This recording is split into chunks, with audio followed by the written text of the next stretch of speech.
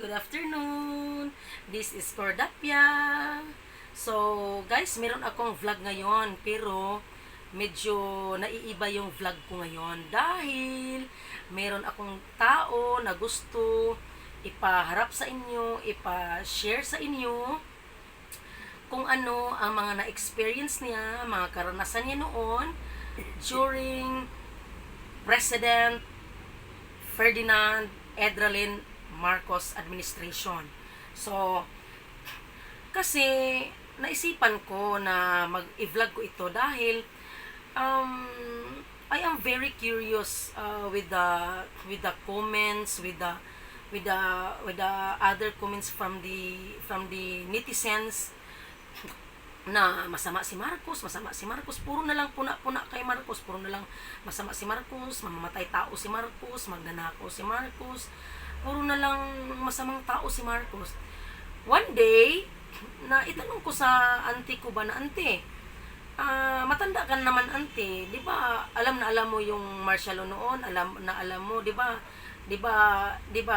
ano ka pa kay Marcos? And siya, yes, alam na kasi kami noon, hindi pa kami na tao noon. We're not yet born. We're not yet born pa during administration of Marcos. Kasi kanang si Marcos, 1986 man yun si Marcos, na wala na, nag-end ang ano niya, di ba? Yung pagka-presidente niya, 1986. So, wala, siguro natao na ako niyan, pero wala pa akong kamungmuang. I am very innocent pa. So, kaya magsishare sa inyo kasi according to her, Marcos is very brilliant and she experienced the beautiful contributions of Marcos during his administration. So let's welcome my auntie, Miss Rosario Barbas. I'm Rosario Barbas. I was born November 2, 1947. During the revolution, during the liberation time, during the niya ko karon nagkuan kang President Marcos about sa iyang pagka-presidente nga akong i-share karon nga si President Marcos maayo siya nga pagka-presidente. Nga naman ante, bakit? Siya Ano bang nagawa ni Marcos noon? maraming nagawa ni Marcos. Ano yung nagawa ni Marcos nagawa niya ante? ng karsada, paaralan, kuryente. Walang kuryente. Walang ilaw noon. Walang ilaw noon. Mga agrarian reform. Walang Land lupa. agrarian reform. Land agrarian reform. Land agrarian Palupa sa walang lupa. sa walang lupa. Yung pabahay ni Marcos ante yung blessed na dito sa atin sa Manolo. Yung blessed site. Di ba sa kanya yun? Sa kanya. Yung blessed site na pabahay ni Marcos noon? Si Marcos, pambahay na niya. Daming gawa ni. Sa Cagayan ante, ano yung naitayo ni Marcos diyan sa Cagayan de Oro? Cagayan Sports Center sa Cagayan. Ano yan na sports center ante? Yung kang kay Marcos. Sa dati yun, anong pangalan yung dati? Kasi pinalitan man daw yun. Sa paaralan, Don Mariano. Don Mariano Polytechnic State College, guys. Yung Don Mariano Polytechnic State College pinalitan pag upo ni Corazon Aquino. Ginawa niyang Mindanao Polytechnic State College, tapos after MPEC naging MUST, after MUST naging USTP, papalit-palit na lang siya, pero ang original daw yan na project daw yan ni Marcos. Kaya nga naging Don Mariano Polytechnic State College kasi pinangalan niya sa aman niya, si Don Mariano. Yung Marcos Sports Center ante, di ba ante? Yung diyan sa Cagayan de Oro, yung sabi ni ante, yung Marcos Sports Center yung dati pag upo ni Corazon Aquino, sabi ni ante, pinalitan daw ng Don Gregorio Pila Sports Center. Pag upo ni Corazon Aquino, marami na napapalit. Yung Nutriban ante, di ba? Anuhan ko pa yung Nutriban, grade 1 ako noon. Grade 1 ako noon, nakaano pa ako ng powder Nutriban. sa mga bata. Powdered milk. Powdered milk sa paaralan sa mga bata. Mga libre yun para sa libre, for malnutrition. malnourished. Kaya nga, sabi ko ba, yung ko nga, ang dami palang nagawa ni Marcos no, tapos, bakit ang ano nila, bakit ang, parang di ano si Marcos ba, parang urom sa kanila, yung, anong, si Marcos time, di ba? Ang dami naman, eskwelahan, paaralan, yun, sabi po mga auntie, meron pa daw mga medical kit nga pinatapon daw ni, medical kit. yun daw mga medical kit Mga- guys. mga gamot. Pag-upo daw ni Kuan, sabi ng uncle ko, wala yung uncle ko dito kasi nandun na siya sa Manila. Investigator yan noon dito sa amin. Sabi ng uncle ko, meron daw mga medical kit si Marcos noon. Pero pag-upo ni Corazon Aquino, anong utak yan ha? Anong utak yan? Kayo na ang magusga niyan guys ha. Yung pag-upo daw ni, biruin mo ha, mga medical kit na matagal pa sana ang expiration sa medical kit na mga ayuda ni Marcos. Pero pinatapon ni Corazon Aquino yung pag-upo niya sa 1986 kasi ayaw niya. Tapos yung sabi pa ni Uncle Juanito, yung investigator dito, kasi nandyan man niya sa PC noon, dito man siya noon, investigator man yan dito sa amin. Sabi niya noon, anong utak daw, klaseng utak si Corazon Aquino? Yung mga simentadong kalsada ni Marcos, yung mga simentadong kalsada, mga road ni Marcos, pinabaklas daw. Naku, pinabaklas daw ni Corazon Aquino pag-upo niyan. Pinalitan ng asfalto. Ano ba utak na yung asfalto na yan? Lanay man yung asfalto eh. Lanay yung asfalto. Tapos ano yung ante, yung sinasabi mo ante na nag-aaral ka noon ante, yung sabi mo sa kanila ante, dito doon ka. Di ba sabi mo noon ante, i-share mo sa kanila ante nung nag-aaral ka noon sa PTC ba yun? Parents Teachers College. Ngayon ang PTC noon ay during kanila ante, dyan din ako nag-graduate. Noon, formerly, PTC, Parents Teacher College, and now, that is Cagayan de Oro College, that is COC, dyan din ako nag-graduate ng kurso ko. Isi-share ni Auntie kung ano ang nangyayari sa kanila during 1970. Nag-aaral siya doon, 1970, 71, nag-aaral siya doon ng criminology. I-share mo sa kanila, Auntie, yung tingin ka doon, Auntie. Anong nangyayari sa inyo, Auntie?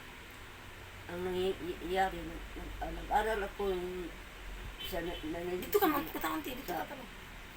sa PTC. PTC, Kusyemting. kurso criminology. Tapos? Yun ang aking mga mag-aral, ang Kaklase. ang kaklase, nataka ako, Classmate, mga ang classmate. mga classmate, Mm. ipipanuntahan kami dito, nandoon sa bundok. Mm. Yun ang nagkuhan sa grupo. Mga grupo-grupo. Mga Anong grupo yun, Auntie? Anong ang pangalan ng grupo? Mga grupo. Anong pangalan ng grupo? Communist Ha? group. Communist group? Oh, Revolutionary revolutionary group. Organisasyon. Organisasyon. Oo. Meron daw pasensya na kayo kay Auntie kay medyo siya bulol mag-istorya ba si Auntie. Ang Auntie ko ay medyo siya bulol. Merong mga grupo Auntie na nag-recruit sa inyo? May Isabi mo sa akin Auntie, huwag sa akin magsabi sa kanila, isabi. mga grupo. Tapos nag-recruit. Nag-recruit sa amin. O saan kayo punta daw sa grupo ninyo? Pupunta kami sa bundok. Bakit? Ano daw gagawin sa mundo? Maghingi kami ng sa mga Magsasaka. mga kamote, Farmers? mga farmers, mga saging at ang tanan mga pagkain. Dahil saan dalhin Auntie? Dalhin namin sa Bundok? bundok. Isuporta. Isuporta. Tapos ano yun sila? NPA? NPA sila. Oh. Tapos, tapos mga communist, guys communist group mga revolutionary organization yun yung nag-ano sa kanya sa eskwelahan daw. Tapos, dalhin kayo sa bundok. Dalhin sila. Bakit? Anong sabi nila sa Auntie? Sa organizer nun? Anong sasabi nila? Ano daw? Anong sabi nila? Bakit daw maggrupo-grupo sila? Maghingi kayo sa mga nila si Marcos, gusto nila lipat si Marcos. Tapos? Si Marcos palitan, gusto nila magpalitan si Marcos, gusto nila impeach si Marcos. Tapos, At saka ang yung founder si Maria Tison. may si Maria Sison pala ang ilang nila, ang ilang founder. Natingala ako nganong dili pasaba sa ginikanan. Unya na usa ka higayon, giuban ako nila dito sa bukid. Kay nagkuhan kami sa mga pagkaon. Mangayo mo. Nangay pagkaon sa farmers kay giadto sa bukid. Idala dito. Iayuda nila sa bukid. Ayuda dayon. So mangayo mo sa mga farmers. Nangay ko sa farmers. Farmers pag kauman kini karon kay nagabigan man ako niya nang natingan ang akong gilikanan nangita sa ako. Dabi kay pauli na ko kay nagabigan mo ko gipauli na din ako. Dayon.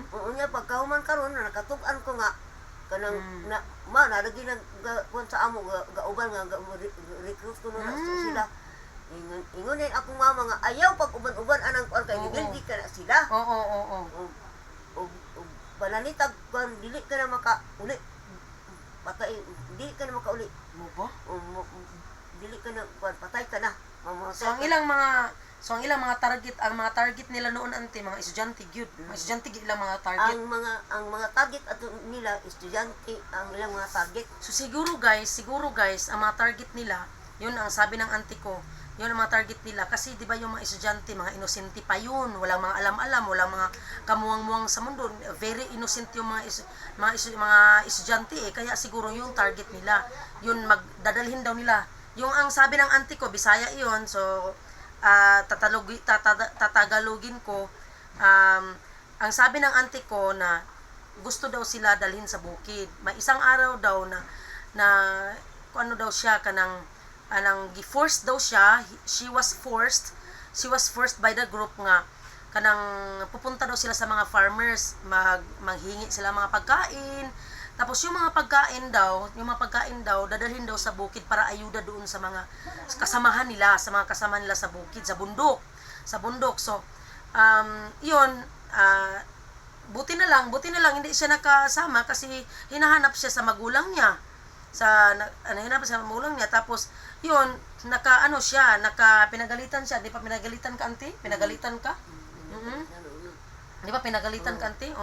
Pinagalitan siya sa nanay niya kung saan siya galing. Kasi akala siguro ng nanay kung saan na siya nagpunta dahil gabi na eh. So ang sabi niya, meron daw nag-recruit sa kanya, nadadalhin sila sa bundok, ganun, against Marcos administration, hindi sang-ayon sa pamamalakad ni Marcos. So, yun ang sabi ng nanay ko. Buti na lang yung nanay ko, yung lula ko kasi, yung auntie ko siya, kapatid siya ng nanay ko. So, yung lula ko, buti na lang yung nanay ko kasi, open-minded yung lula ko. Sabi ng lula ko sa kanya, wag kang sasama sa kanila dahil mga NPA yun sila.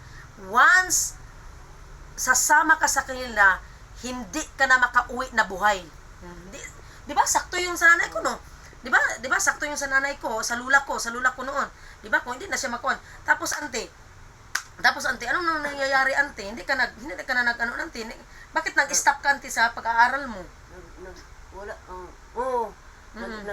Nag-stop na ko, nag-iundan ako. Kaya ang akong ginikanan, dili ko mang-uban. Kanya, ganahan din ko sa akong... Grabe, no? Grabe sila. Ang akong classmate, nga, mag-uban na yung grupo. Puntahan ka nila sa eskwelahan. Wala ko mag-uban. Wala na giundang na yan ko. Wala na kuhan ko. Nagtatago ka na. So sabi ng auntie ko guys kawawa naman si auntie kasi hindi naman yung sinasacrifice na yung pag-aaral niya dahil ang sabi ng auntie ko natatakot siya kasi sabi ng mama yung lula ko, sabi niya na wag na wag kang sasama sa kanila kasi once nasasama ka sa nila, hindi ka na makauwi na buhay. So natatakot yung auntie ko. So nagsasacrifice na lang siya na i-give way, i-give up na lang yung pag-aaral niya kasi palagi daw siyang pinupuntahan ng grupo na yun. Palagi siyang pinutuhan doon sa eskwelahan. Oh, biro mo. Anong klase silang tao? Ano silang klaseng tao? Mao to daga ng mga bomba.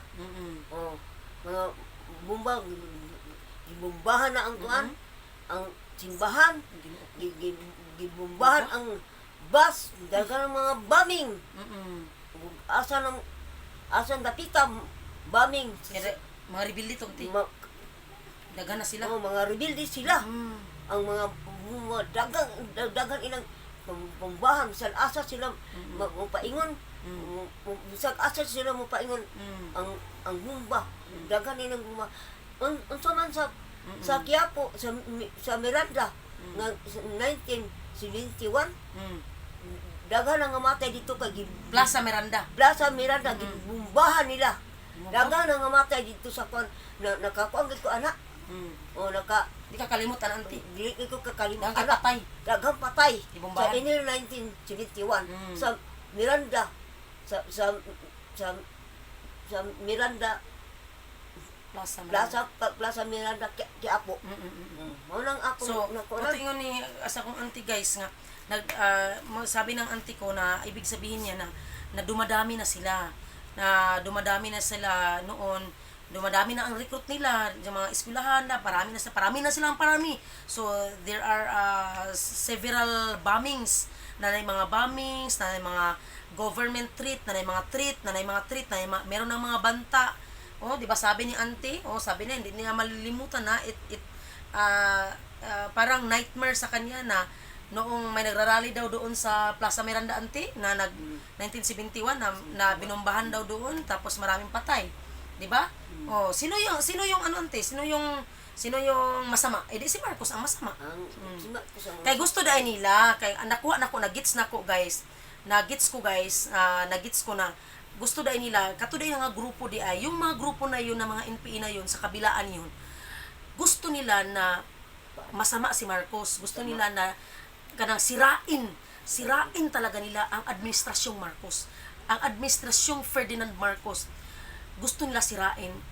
That is why God is so good. Ngano, for how many decades yung mga Marcoses, ano lang sila, tahimik lang yun sila. Tahimik yun ang mga Marcos eh. Hindi yun sila, kawawa ang mga Marcos. Mga anak ni Marcos kawawa, pati nga si Madam Emilia, kakawawa siya.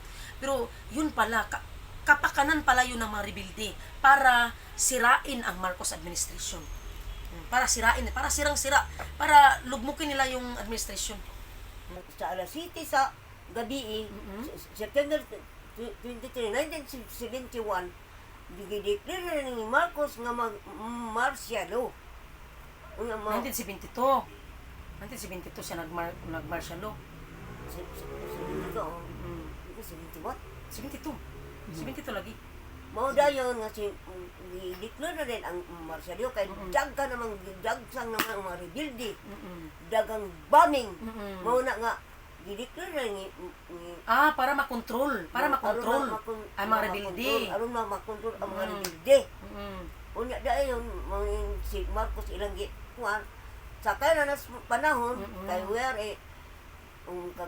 kuan man ta sa military. Andi man sa military authority control. Mao na nagi kuna ang marsyalo gikuan gini ni Marcos Gimpose gid niya. nya dili dautan ang marsyalo kay gikontrol. Tiknot kaysa dili dautan ang ingon ang tirumi dili dautan ang martial law. Kay ngano ante tungod sa mga rebelde nga gidaghan na sila. Gidagsang na sila. Gidagsang na sila. Daghan na kay sila, daghan na bomba, daghan na bombing. Kada uton lagi ni si Marcos, ilan dauton si Marcos lagi. So akong kuan na karon, akong Tagalogon ante, Tagalogon ako para maintindihan ng iba. Ang sabi ni ante na at 7 p.m. September 23, 1972, Ferdinand Edralin Marcos was declared a martial law entire Philippines. Kasi ang sabi pa ni ante na kaya nga dumadami na ang mga rebelde, uncontrolled na, rampant na uncontrolled. So kaya nga nag-declare na si Marcos para to control, in order to control the rebellious people, the activists, kanang mga against of the Philippine government, kay pala makontrol kay, di ba ang martial law is, if we are martial law, we are under military control, we are under military authority, law enforcement. So katulad yung mga sa una noong sinasabi nila na merong mga tulisan, mga nang rape, nang hasa ng mga sundalo, mga pulis, meron silang mga ginahasa ng mga military, mga abusado yun ang sabi ni Auntie Rome, ni Auntie, na mga abusado lang yun, sakay sa panahon lang yun sila. So si Marcos pa rin ang naging masama noon. Yun ang masakit, ang masaklap, kasi si Marcos ang napasama. Mayroong mga sakay sa panahon ba ng mga military na nang rape, nagnanakaw, gitulis sila, pumatay dahil ang martial law nga ay we are under military control and we are under military authority. Yan ang martial law. So pero ang martial law hindi masama dahil that is nagets na ko ang martial law pala noon na gi-imposed gid ni Marcos during 1972. That is a civilian protection. That is a civilian protection, di ba? Marami nang mga bombing, marami nang i-recruit na nila ang mga tao na mag-rebelde na, mag-against sa gobyerno, wala nang mag-against sa rebelde. So giproteksyonan lang ni Marcos ang kwan. Grabe talaga si Marcos. He was a very brilliant mind gid siya, kay ngano he's a very bright, kay ngano na kwan man gid niya nga para nga makontrol, magmartial law siya. So ano yung mensahe mo para kay Bongbong Marcos, Auntie, kung mananalo siya ngayon? Ano yung mensahe mo sa kanya? Ano yung imensahe mo? Sana to, guys, yung ang vlog namin na makaabot ito kay Bongbong Marcos. Ano yung masasabi mo, Auntie? Gusto na ko. Kasi ang auntie ko, guys, ay she is still Marcos loyalist. Kahit ano pang gagawin niyo, sisirain niyo pa si Marcos na magnanakaw, si Marcos diktador si Marcos, kahit ano pang sasabihin ninyo na diktador siya, magnanakaw siya, kahit ano pang sabi, masama siyang tao, magnanakaw, mamamatay tao. But Auntie is still living testimony that she is still Marcos loyalist. So ano yung masasabi mo sa mga Marcos, Auntie, yung mananalo sila ni Ma'am Amy, mga for senator, si Bongbong Marcos for president, kung mananalo siya, ano yung mensahe mo para sa kanya? Ako mag-ampo ko ni Bongbong Marcos nga ay mag-ampo ko nga siya makadaog. Kay aron makakuan sa yang daddy nga makasunod sa yang daddy. Kung kuan ko giti Marcos nga makadaog siya. Padayon kayo Niya ang mga proyekto.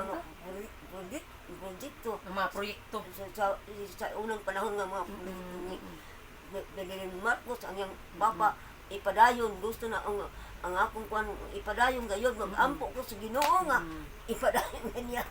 So ang ibig sabihin ni Auntie na kung mananalo daw si Marcos, gusto niya nga manalo daw si Marcos, magdasal daw siya na mananalo daw si BBM, kasi gusto daw niya na lahat ng mga napending ng mga proyekto ng mga Marcos noon sa seniors ni Ferdinand Idralin Marcos.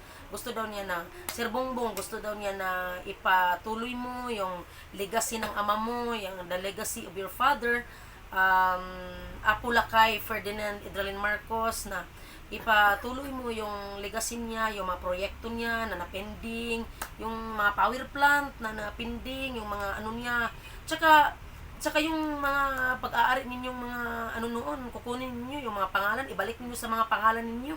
Kasi sa inyo naman yun, yung mga pangalan yun, ang dami ng project ni Ferdinand Marcos noon na sa kanya, tapos pinalitan lang ng mga pumalit ng mga presidente. So yan, ipatuloy ang proyekto ni Ferdinand Marcos. Yan ang mensahe ni Auntie, na ipatuloy ang mga pending projects ni Marcos. Siyempre, marami siyang mga pending projects. Marami siyang talaga mga pending projects kasi nag-People's Power Revolution na. Siyempre, nag-end na yung niya. Pinaalis na siya, pinatalsik na siya sa Malacanang, kinuha na siya, dinala na siya sa Hawaii, ni-exile na siya sa Hawaii, di ba? Doon siya namatay sa Hawaii, di ba? Doon na nga siya namatay sa Hawaii, 1989 ba yun? So, hindi nga siya nakauwi, saka na siya nakauwi sa Ilocos Norte, di ba? So, yan ang masakit yun dahil pinaalis siya sa sariling bansa niya, tapos doon siya namatay sa Hawaii, pinaltasik sa Malacanang, pina-exile siya, yun. Marami siyang mga project na hindi natuloy, marami siyang mga project na pending. So, kung mananalo si BBM, sana Sir BBM, ipatuloy mo yung legacy ng ama mo, yung mga plano ng ama mo, ang dami ng mga plano ng ama mo, tapos ang mga legacy niya, ang mga projects niya, yun. So, yun lang yun. Yun ang masishare namin. This is Cordapia, and yun lang yun. That's all. And auntie, yun na yun. Mag-ano ka sa kanila? Bye-bye na? Goodbye. Oh, bye-bye na. So, meron pa kaming afternoon. vlog. We'll just continue for our next vlog. Kung manalo man si BBM, meron pa din kaming mga mensahe para sa kanya kung manalo si BBM. And we are solid BBM. Solid BBM. Sana mapaabot ito sa mga Marcos family. Solid BBM. Yan, auntie. Yan, nakapula kami kasi paborito ko ng paborito din ni auntie yung pula. Paborito din ni auntie yung pula. BBM, forever Marcos loyalist. Rosario Barbas from Alai, Manolo Fortich, Bukidnon. Yay!